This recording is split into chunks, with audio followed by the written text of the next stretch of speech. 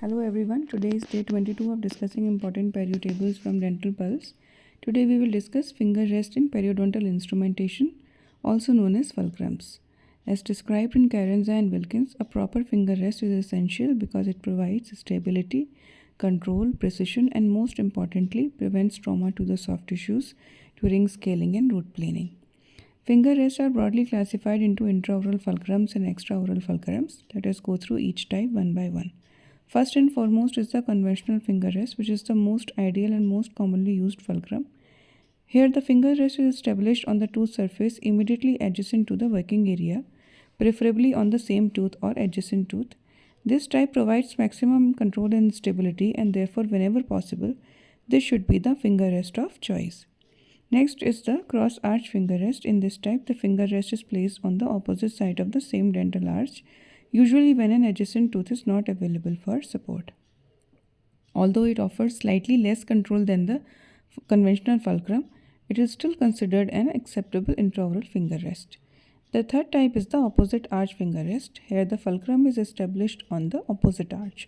For example, a mandibular finger rest may be used while instrumenting the maxillary teeth. This type is only used when intra-arch finger rests are not feasible, as it provides less stability compared to conventional and cross-arch fulcrums. Now we come to modified intraoral fulcrum known as finger-on-finger fulcrum. In this technique, the fourth finger of the operating hand rests on the index finger of the non-operating hand.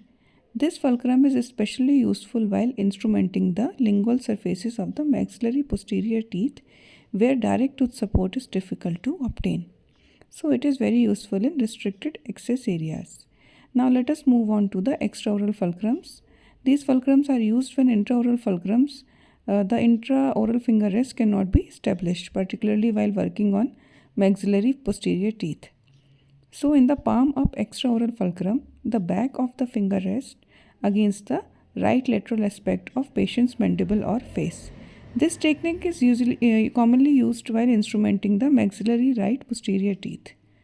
Finally, we have the palm down extraoral fulcrum. In this technique, the front surfaces of the fingers rest on the left lateral aspect of the mandible. This fulcrum is commonly used while instrumenting the maxillary left posterior teeth. So, palm facing downward while instrumenting the maxillary left posterior teeth. So to summarize, conventional finger rest is the ideal and the most stable. Cross arch and opposite arch are alternatives when adjacent support is not available.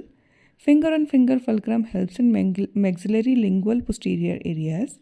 Palm up and palm down are extraoral fulcrums and used for posterior maxillary teeth. Okay. Remember, good finger rest means better control, better treatment, and better patient safety. Thank you.